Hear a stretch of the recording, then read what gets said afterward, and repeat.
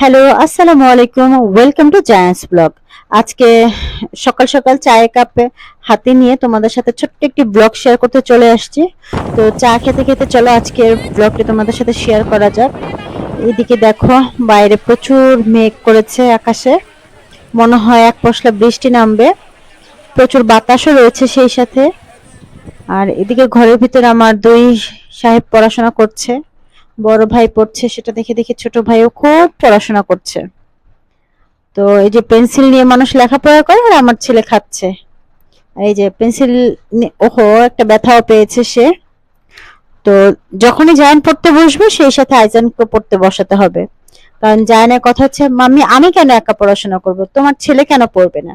তাই বড় ভাইয়ের সাথে ছোট ভাইকেও দিতে হবে। আর এদিকে ছোট ভাই এতই পড়াশোনা করছে যে একদম খাতায় ছিঁড়ে ফেলতেছে। তাই জায়ান আমাকে দেখাচ্ছে, আম্মু দেখো তোমার ছেলে পড়াশোনা করতে করতে আমার খাতাগুলোই খেয়ে ফেলছে, ছিঁড়ে ফেলছে। তো এদিকে দুই ভাই পড়াশোনা করছে, জায়ান ফিডার খাচ্ছে, কারণ সে বড় হচ্ছে, ফিডারটা সে ছাড়তে পারলো না আজ পর্যন্ত। তো দুই ভাই পড়াশোনা করুক। এদিকে দুই ভাই পড়াশোনা করতে করতে আমিও একটু একটু রেডি হয়ে যাচ্ছি, কারণ জায়ান সোনার সাথে সাথে আইজানেরও শরীরটা অতটা ভালো না। তাই আইজানের জন্য কিছু ফ্রুটস কিনতে যাব।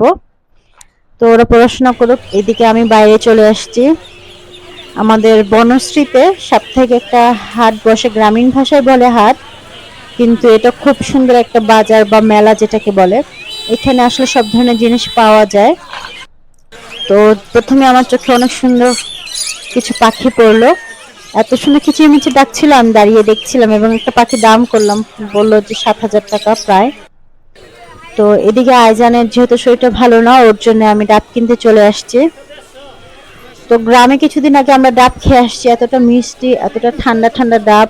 আর ছোট্ট একটা ডাবে অনেক পানি ছিল, কত সুন্দর করে খেয়ে আসলাম ফ্রিতে ফ্রিতে। আর এদিকে ঢাকা শহরে ছোট্ট একটা ডাবের দাম প্রায় 140 টাকা, 150 টাকা। আর আমি এখানে একটা ডাব নিয়ে নিলাম। দেখো এখানে শুটকি পাওয়া যায়, সব ধরনের, এখানে কি নাই এটা বলা যাবে না, সবকিছু পাওয়া যায়। তো ডাব কেনার পর এখানে এত ঝুম বৃষ্টি নামলো, আমি ভেবেছিলাম যে বৃষ্টি হবে না, কারণ দেখলাম কিছুক্ষণ থেমেছিল বাতাসটা। তাই সুযোগে চলে আসছে, কারণ হাটের একদম সাথে আমাদের বাসা। কিন্তু কেনাকাটা করার পর এতটাই বৃষ্টি নামলো যে পাশে দাঁড়িয়েছিলাম। তো এরপর আমি বাসায় চলে গেলাম। এসে এই যে এখানে জায়ানকে ডাব কেটে দিলাম, সে স্ট্র দিয়ে ডাব খাচ্ছে। তো জায়ান খেলে আইজান আবার একটু দেখবে, কারণ জায়ানটা দেখে দেখে আইজান সবকিছু কপি করার চেষ্টা করে। তাই এদিকে আইজান ডাব খাচ্ছে, সরি জায়ান ডাব খাচ্ছে, জায়ানটা দেখে আইজান যেন একটু ইন্টারেস্ট হয়।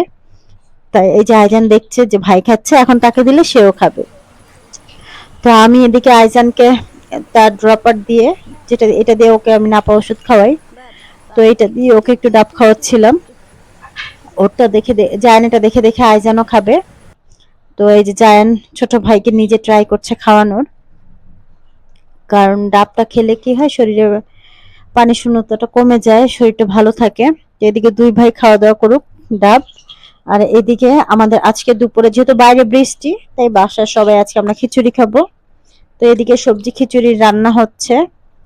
এখানে আলু, গাজর, তারপরে হচ্ছে মিষ্টি কুমড়া, এটা দিয়ে আরো বেশ কয়েক রকমের সবজি এখানে দেয়া হবে মশলাটা কষানোর পরে।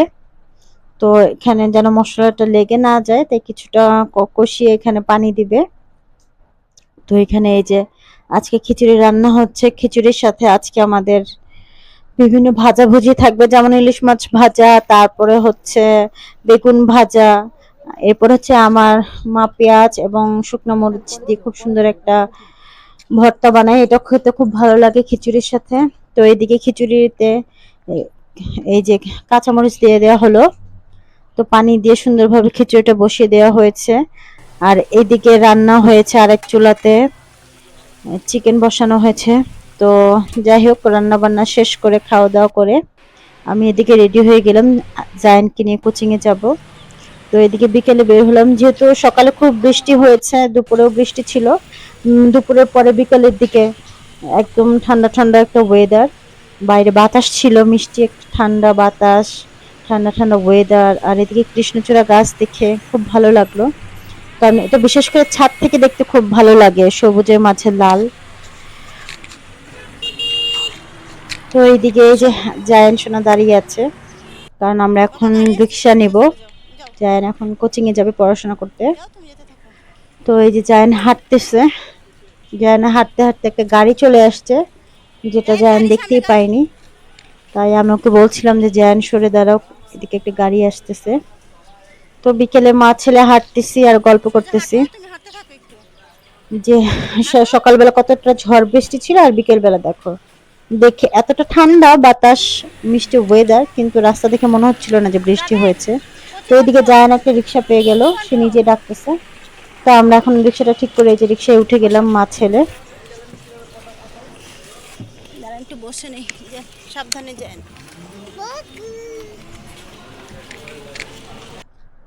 তো এই যে রিক্সায় বসে মা ছেলে যাচ্ছি জায়ানকে নিয়ে।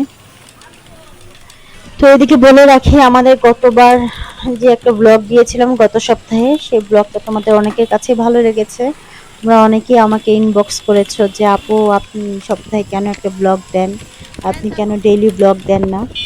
তো আসলে যেহেতু আমি কিছুটা ব্যস্ত থাকি আর আমার বেবিগুলোও ছোট, আমি নিজে নিজে আসলে ভিডিও করে বাচ্চাদের সামলে বা অফিসে কাজ করে আসলে সব মিলিয়ে করে উঠতে পারি না।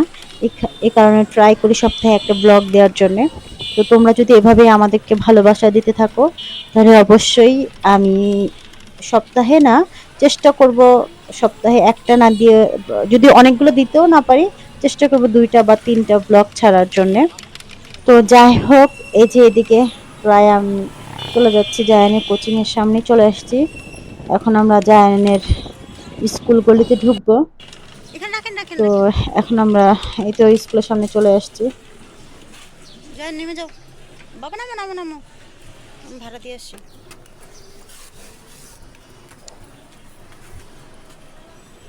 মায়ের কাছ থেকে ব্যাগটা নাও আব্বু, টাকা দিয়ে দাও, টাকা দিবে আঙ্কেল, টাকা দিবে, টাকা নিয়ে এসো।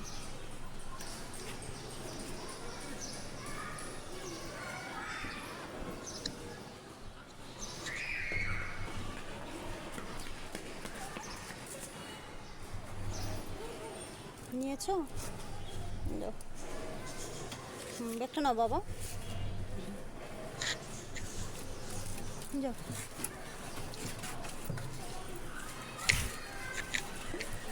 তো এই যে এখন আমরা জায়ানের স্কুলে যাচ্ছি কোচিং এ। তো জায়ান এখন আসলে আমার ছেলে না, আমার বাবা হয়ে গেছে। সে মাকে বিভিন্ন কাজে হেল্প করে। জায়ানের হাতে, আমার হাতে শপিং ব্যাগটা সে নিজে ক্যারি করছে, তার মায়ের কষ্ট হবে, যেহেতু সে ক্লাসে যাবে তাই আমি ব্যাগটি আমি নিজের কাছে রেখে দিলাম। জায়ানদের স্কুলটা সাজানো গোছানো, খুব পরিপাটি, ভালোই লাগে। বাচ্চারাও আসে এখানে, আনন্দে নিয়ে খেলাধুলাও করে, পড়াশোনাও করে। আর এখানে আসলে বিভিন্ন ধরনের পিকচার দেয়া আছে বাচ্চাদের জন্য, যেটা ওরা মানে খুব আগ্রহ সহকারে দেখতে পারে। তো এই তো জায়ান এখন যাচ্ছে ক্লাসে।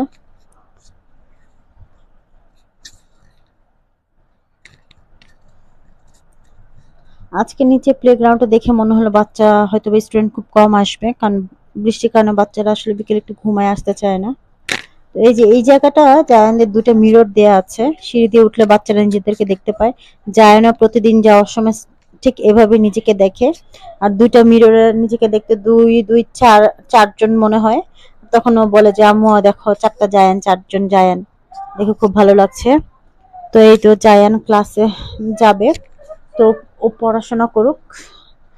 জায়ান ক্লাসে পড়াশোনা, ও চুপি চুপি দেখছে যে মিস চলে আসছে কিনা।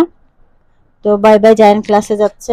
আমি নিচে প্লেগ্রাউন্ডে বসেছিলাম, কিন্তু অনেকক্ষণ যেহেতু হয়ে গেল জায়ানের, মিস জায়ান কাছে ছুটি দেয়নি, তাই আমি উপরে দেখতে আসলাম যে কি কারণে দেরি হচ্ছে। আজকে যেহেতু স্টুডেন্ট কম, বৃষ্টির কারণে অনেকেই আসে নাই, এই কারণে জায়ানকে একটু সময় নিয়ে পড়াচ্ছে। তো জায়ানের সাথে ক্লাস জুনিয়র 1-এর একজন ছাত্র, ও পড়ছে। ও আজকে একটু জায়ানদের টাইমে চলে আসছে। ওর নাম হচ্ছে আফিক। ও এতটাই গুলুমুলু দেখতে, এবং ওর হেয়ার স্টাইলটা আমার খুব ভালো লাগে। ওকে যখনই দেখি তখনই ওর মাথায় হাত বুলিয়ে দিই, কারণ ওর চুলগুলো আমার খুব ভালো লাগে, সিল্কি চুল, কালো। তো ওই যে এদিকে জায়ান পড়াশোনা করছে, পড়াশোনা শেষ করে নিচে চলে আসছে, তুমি এইখানে এসে তার দাঁড়াও। বায়না যে আম্মু আমি আজকে একটু প্লেগ্রাউন্ডে খেলবো। তো এদিকে যান, যেহেতু আজকে প্লেগ্রাউন্ড ফাঁকা, তো তেমন একটা গ্যাদারিং হবে না, একা একা নিজের মতো করে পুরো প্লেগ্রাউন্ডটাকে উপভোগ করা যায়। এদিক দিয়ে উঠলে পড়ে যাবে তাই না। জায়ান এখানে প্লেগ্রাউন্ডে খেলছে। তো খেলুক, আমি এখানে একটু বসে পড়লাম। নামো দেখছি জায়ান খেলাধুলা করছে, করুক। নামো।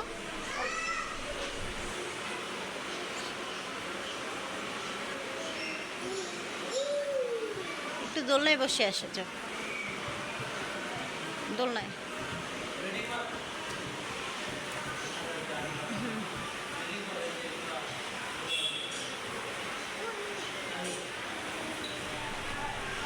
যেহেতু জায়ান একা একা দোল খেতে পারে না, তাই আমি একটু আসলাম ওর দোলনাটা একটু জোরে ধাক্কা দাও। ধাক্কা দিয়ে দেওয়ার জন্য। তাহলে ও বেচারা একটু ভালোভাবে পা উঠে বসো। দোলনায় আরাম চড়তে পারবে। একটু উপরে আরাম করে বসো। তো এখানে যান দোলনায় দোল খাক, পা উঠিয়ে বসেছে সে আরামে, এখন ধাক্কা দিয়ে দোলনায় দিব। দোল খাবে। ধরে বসো না তো পড়ে যাবে।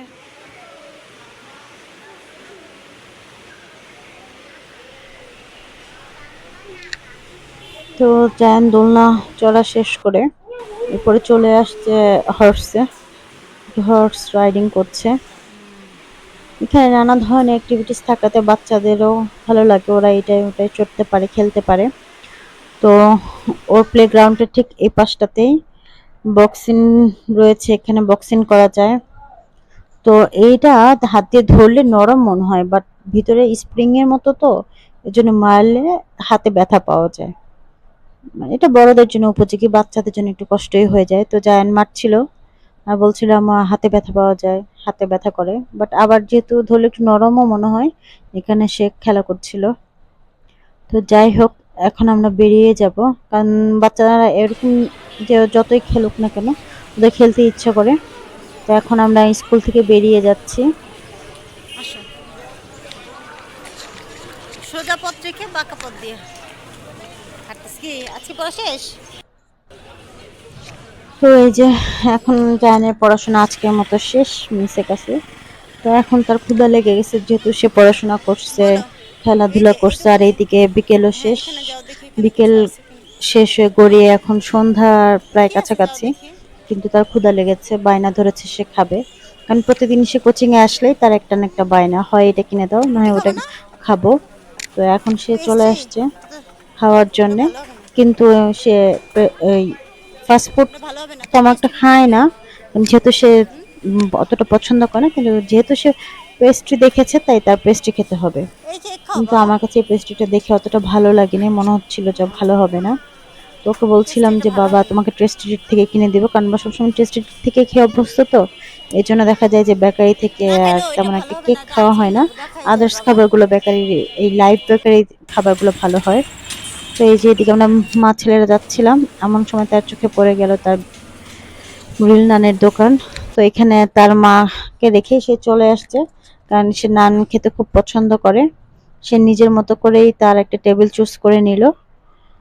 তো সেখানে বসে পড়ছে, এখানে বসে কোথায় বসলে আরাম হবে নিজেই খুঁজে খুঁজে বসে পড়লো। তো এখানে বসে জায়ান খাবার অর্ডার দিবে।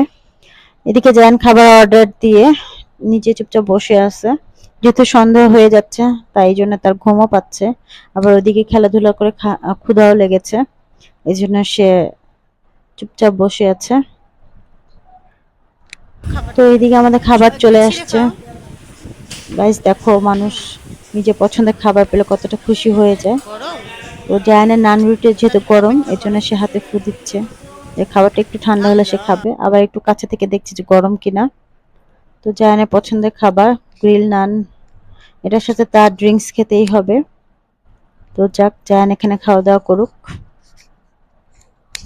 তো এদিকে জায়ান, যেহেতু ওদের কাছে স্ট্র ছিল না, এই কারণে সে একটা গ্লাসের ভিতরে কোক ঢেলে নিল। তো এখানে হয়তো বা এতগুলো জিনিস থাকলে পড়ে যাবে, তাই আমি একটু গ্লাসটা এবং তার কোকের যে বোতলটা ছিল ড্রিঙ্কসের, এটা একটু সরিয়ে দিলাম। তো এই যে জায়ান নিজের মতো করে এখন খাচ্ছে। তো ওকে একটু নান রুটি ছিঁড়ে দিচ্ছিলাম গ্রিল দিয়ে। ও হাত দিবে না, কারণ হাতে হাত দিয়ে খেলে হয়তো বা ঝাল লাগবে, কারণ আমি ছিঁড়ে দিচ্ছিলাম। তো এখানে সস দিয়ে জায়ানকে রুটিটা দিলাম খাওয়ার জন্য। একটু খেয়ে যে ঝাল লাগবে এখন বলবে খাবে না, কারণ দেখে পছন্দ করে খাওয়ার জন্য, কিন্তু কিনে দিলে এরপরে তার খেতে ইচ্ছা করে না, কিন্তু আজকে তা ভালোই খাচ্ছে।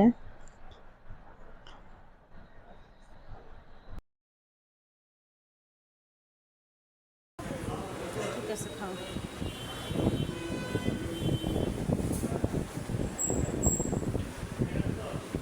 এটা হচ্ছে বাটার নান।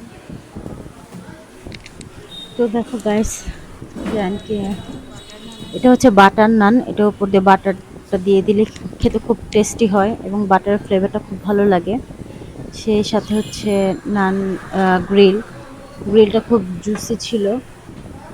তো একটু ঝাল দেখে যায় না, খেতে একটু কষ্ট হচ্ছিল, বাট খেতে খুব টেস্ট। ওই জন্য বলছে আমার মা, যেহেতু ঝাল আমি খাবো না, গ্রিলটা তুমি খেয়ে ফেলো। আর নান রুটি জায়ান খাচ্ছে। আর এদিকে ও একটু দেখছে যে কোন সাইড দিয়ে খেলে না গ্রিলের চিকেনটা খুব ফ্রেশ একটা চিকেন খাওয়া যাবে, কিন্তু ঝাল লাগবে না। জন্য আমি ওকে ছিঁড়ে দিচ্ছি খাওয়ার জন্যে। জায়ানকে দিলাম খাওয়ার জন্য, একটু খেয়ে দেখছে যে ঝাল কিনা। ঝাল না হলে সেটা খেতে পারবে। নান রুটি খাও, মজা। একটু নান রুটি খাও।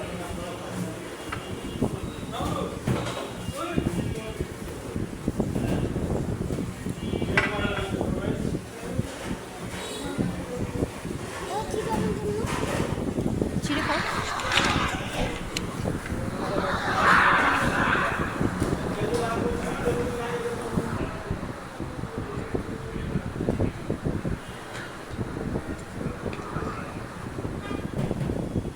তো এইদিকে যেহেতু জায়ান চিকেনটা খেতে পারবে না, তাই আমি একটু চিকেনটা খেয়ে নিচ্ছি, আর জায়ান নিজের মতো করে নান রুটি খাচ্ছে।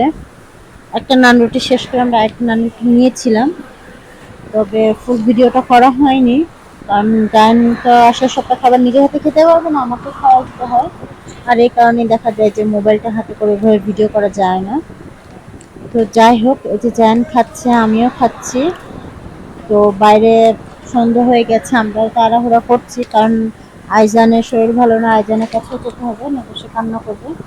তো এদিকে মা ছেড়ে খাবারটা শেষ করে এই যে প্রায় বাসার সামনে চলে আসছে, দেখো বাইরে অন্ধকার হয়ে গেছে।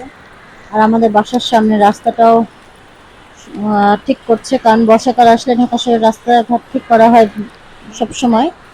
এদিকে আমাদের রাস্তার কাজ চলছে। প্রচুর গরম তো বাবা, এখন বাতাস আমরা করে। বাসায় যাব, কিন্তু যাও যাও। বাইরে বেশ অন্ধকার হয়ে গেছে, রাত হয়ে গেছে, টেনশন হচ্ছে যে আইজান আসলে কি করছে। তো যাই, এদিকে বাসার সামনে চলে আসতে আমরা বাসায় যাব। এই যে বাসায় যাচ্ছি গাইস।